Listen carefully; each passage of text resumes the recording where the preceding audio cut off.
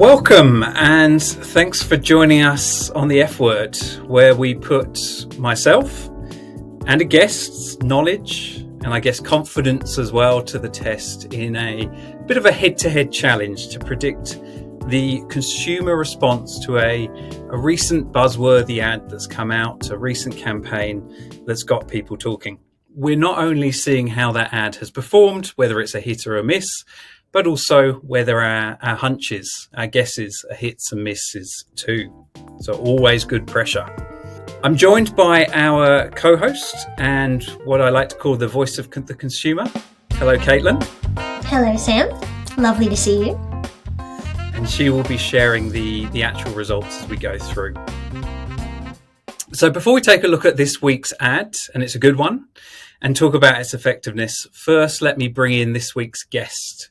And our guest has previously worked in senior marketing roles at Frucor Suntory and Mars, and currently manages some of the most beloved snack brands in Australia, the likes of Kettle, CC's, and the Natural Chip Company. And I'm joined by the marketing director of Snackbrands Australia. Welcome, James Deysel. Great to see you. How are you? Hey, Sam. Good to be with you, and looking forward to our chat. You feeling confident? Ooh, I wouldn't say confident. I am up against Sam the man, the expert himself, so we'll see how I do. I will try my utmost, though. I am very competitive by nature, so I have to warn you. Sounds good. That's what I like to hear.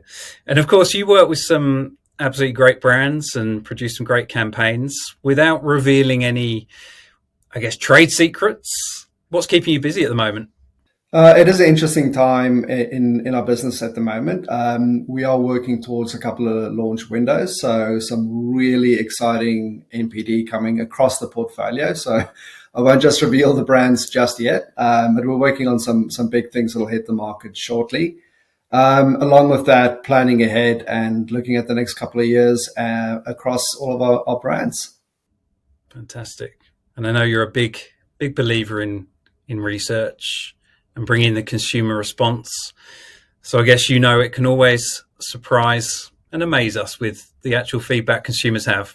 Yes, I am actually thinking about putting a sign up in my office that says, "You are not the consumer." I think we can all get a bit guilty of imposing our own thoughts and subjective views. But at the end of the day, the consumer is king, and we need to be guided by them and the data. And like all good marketers, I've been roughly right sometimes, but a lot of times I've been just dead wrong. And you think this is going to be a cracking creative, and it ends up being a complete dog. So we're thankful to have the likes of you to help us navigate that swamp. Otherwise, we would put up some really ordinary creative. Sounds good. Sometimes good news, sometimes bad news, but always good to bring in the consumer. Perfect. I reckon it's time to look at today's ad. We've decided this week to look at Toblerone and their new campaign, Chocolate Like Nobody's Watching, which is a campaign that they particularly focused in Australia and the UK, which leans into Toblerone's shape and that the difficulty to eat it that probably everyone has always experienced, and basically trying to flip it around and say, enjoy chocolate freely, confidently. And a reminder with the F-Word, we'll be focusing on advertising's most important task and the initial task for advertising, which is all around growing mental availability for the advertised brand. So when we're looking at that, there's two core elements that feed into it that we'll be talking about here. The need to drive an emotional response, so being likable, grabbing attention, but as importantly, of course, for it to be linked to the brand itself. So it needs to look and feel like the brand. So that's the framework we always use. I reckon it is time to get onto the game. So let's begin. And Caitlin, how do we play? How do we score points? For this game, you will both be rating the ad in terms of 1 being low, 5 being high, across 4 of our different metrics, which makes up this brand memorability score. So likability, magnetism, attribution, and fit. Now, for a perfect guess for each of these metrics, you'll be awarded 3 points, and if you're just 1 level off, you'll get 1 point for that. So there's a total of 24 points up for grabs today. Perfect. Thank you, Caitlin. So we'll go on to this first one around emotional response. And while the name is obvious, we'll look at likability. And likability is all about emotional positivity. So essentially, very simply, how enjoyable do we think consumers will find the ad? While the second one is magnetism. Magnetism is all about being drawn to something, as the name suggests. So that's originality, distinctiveness, something that really has attention-grabbing power. And I think it's always important to consider these two different dimensions. Something can be likable, but not grab attention. And equally, something can grab attention and certainly not be likable. And that's why we need to look at both of them. And a final note before we get into the fun guessing, this was amongst a Australian broad audience, correct, Caitlin? Yes, so past 12-month chocolate buyers. So emotional response into the guessing. James, over to you. Initial thoughts? Okay, so I had to think hard about this one, Sam, because there's many things I do like, right? So just starting off by saying that the brand's run by Mondelez, which is just an absolute powerhouse of putting out really world-class brands and world-class creative. You look at what they've managed to do with the likes of Oreo or Cadbury, they know how to build brands well, and they know how to do great creative. So I came into this with a bit of a positivity bias, I have to say. And the flip side to that is it's actually been ages since I've had a Toblerone myself or been gifted one. So my memory structures are quite weak when it comes to this particular brand. And that makes me a bit of a blank canvas. So it will make the game interesting.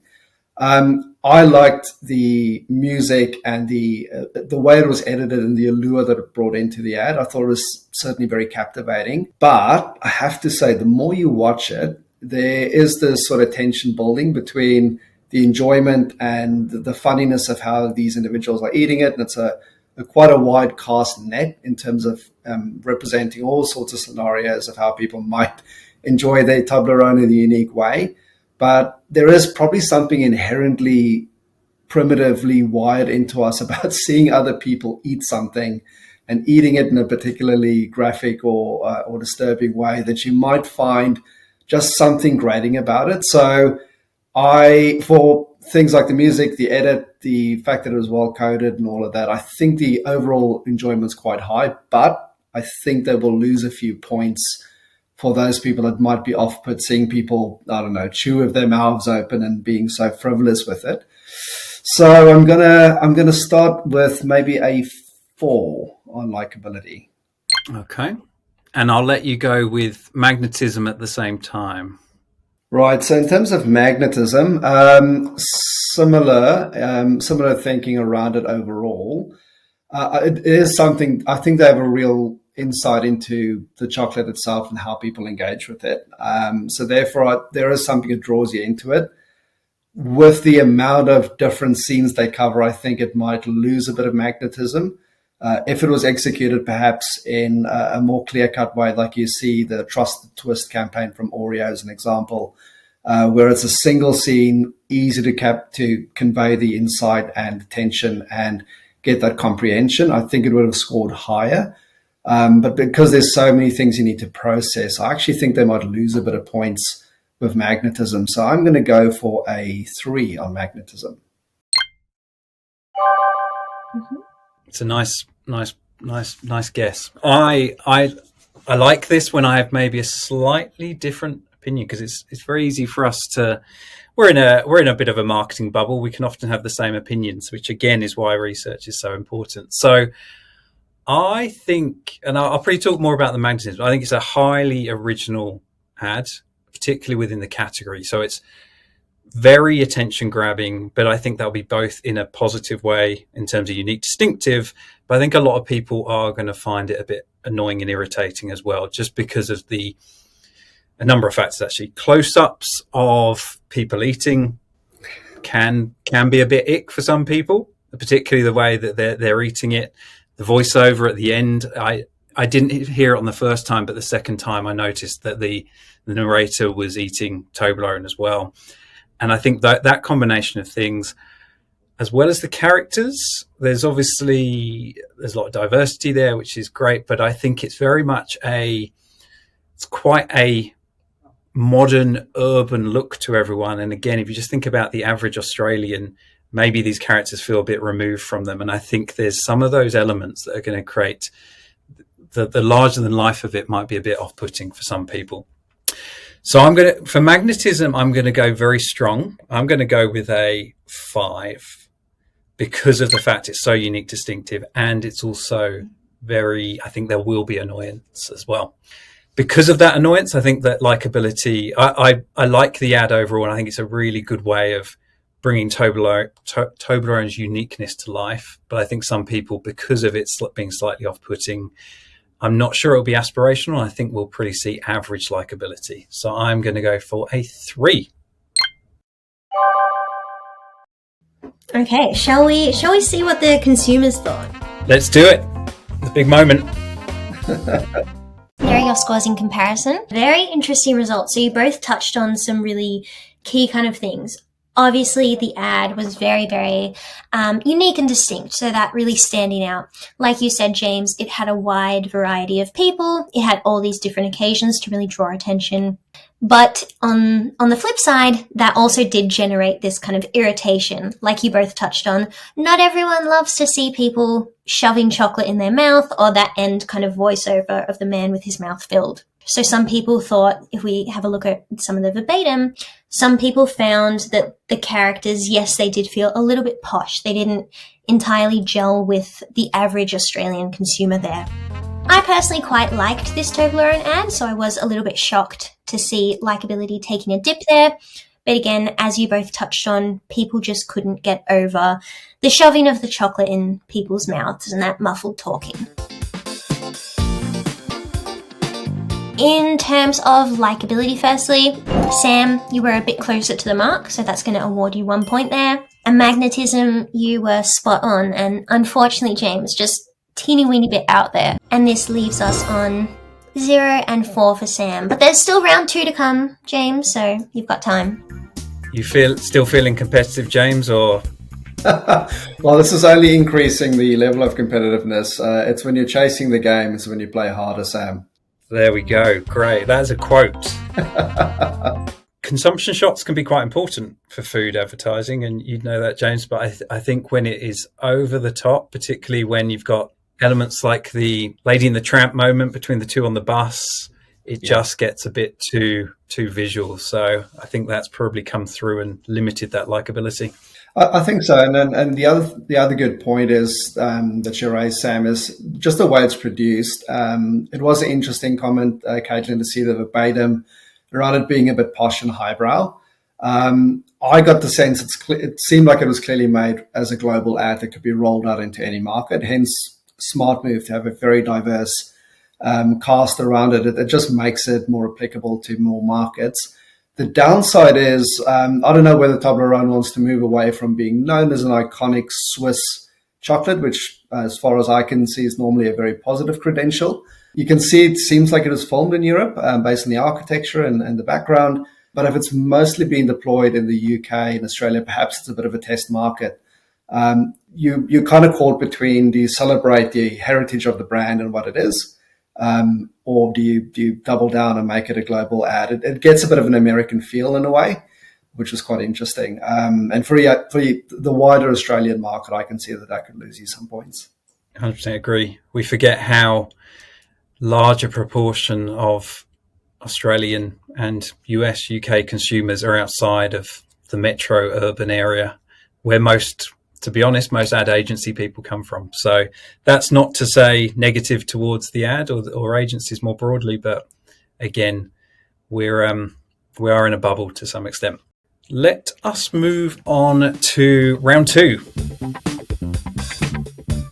And it is the brand linkage, the connection side of things. Do you want me to go first, James, or do you want to go first? Well, let's flip it. So we make this a fair fight, Sam. Yeah. Okay. Otherwise I could cheat. Yes. So a reminder with brand attribution, this is about the brand itself having a hero role of facilitating what's happening in the narrative, or just as importantly, it can be about, and often is about, the distinctive brand assets and making sure they're coming through. And I think with this one, with brand attribution, there's absolutely no doubt that Toblerone has one of the world's most distinctive looks and feels. And there is also no question that the Toblerone bar was key to everything that's happening. You could not describe this story of the ad without mentioning Toblerone. So for brand attribution, I am a solid 5.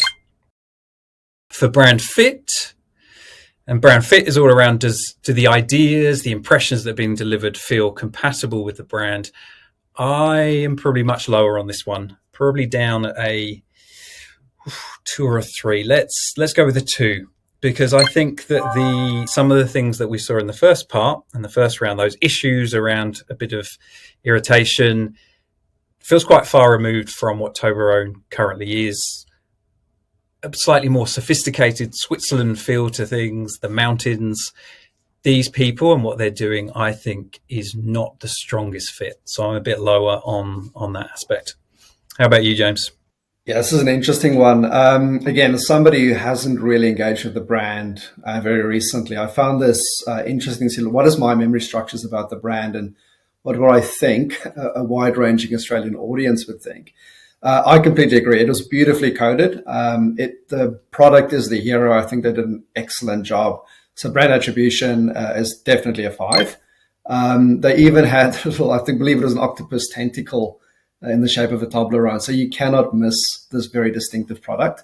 So they've done well. They've used that gift of the very distinctive, differentiated chocolate they have, and they celebrated it, which is good.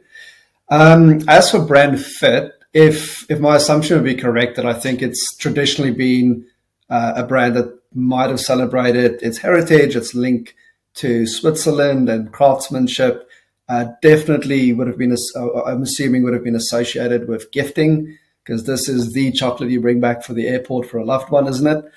And it does seem as though the tension might be that they are trying to shift this brand to have a wider net to bring in a new wave of light buyers, potentially younger light buyers, one would assume, based on the tone of the ad, those 18 to 35-year-olds.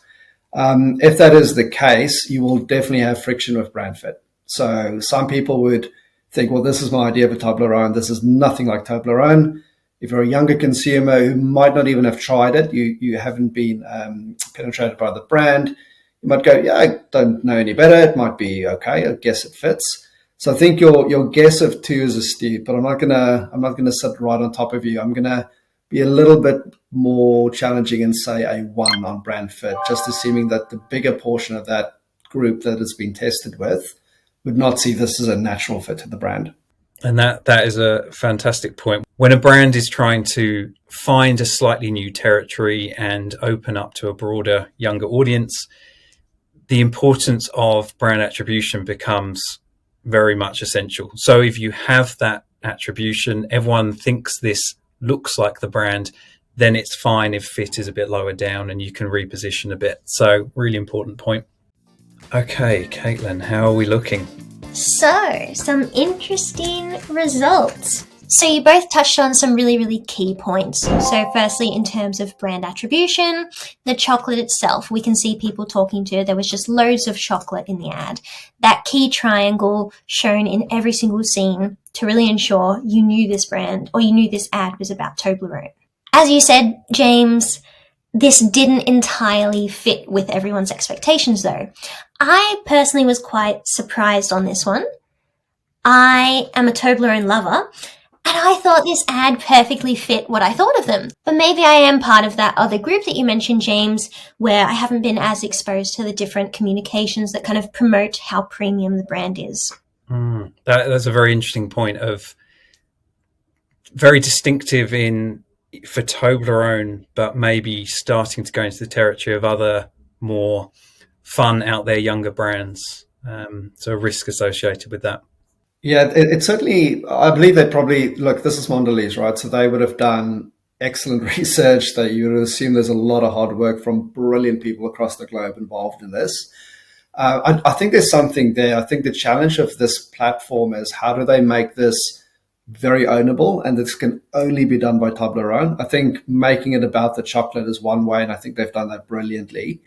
But the general premise of enjoying it and have chocolate like nobody's watching, I think that comment makes sense if you put it through the lens of a consumer, saying, well, a lot of brands can do that. Like I can have a packet of chips like nobody's watching. I can enjoy a beverage like nobody's watching. I can dance like nobody's watching. So it's how do they resolve that and make it a Toblerone thing? And perhaps that just takes time.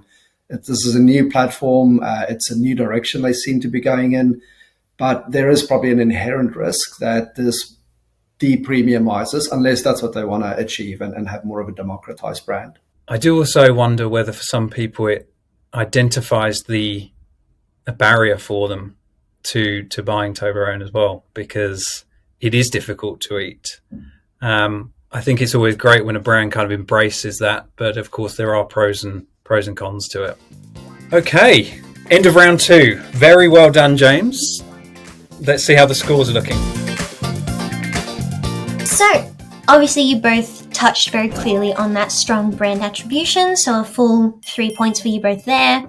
And James, you closed that gap, scoring it perfectly in terms of fit. The sad news is you're still 2 points behind.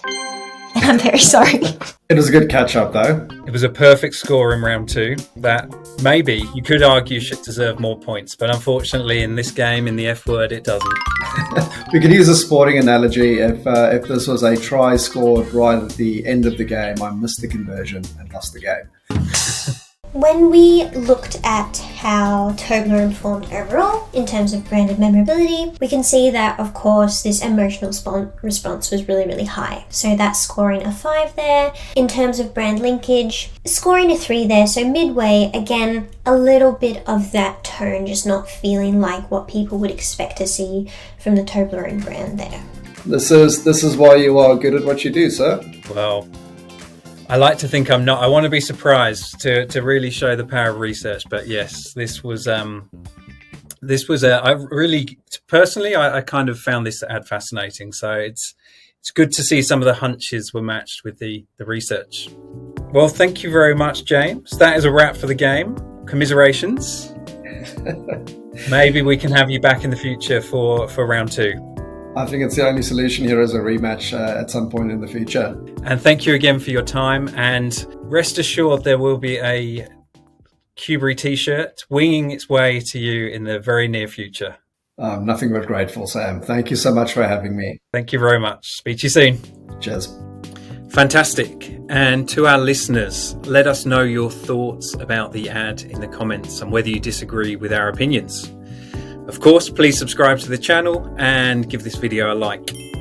And do stay tuned for the next episode that is coming very soon. Bye for now.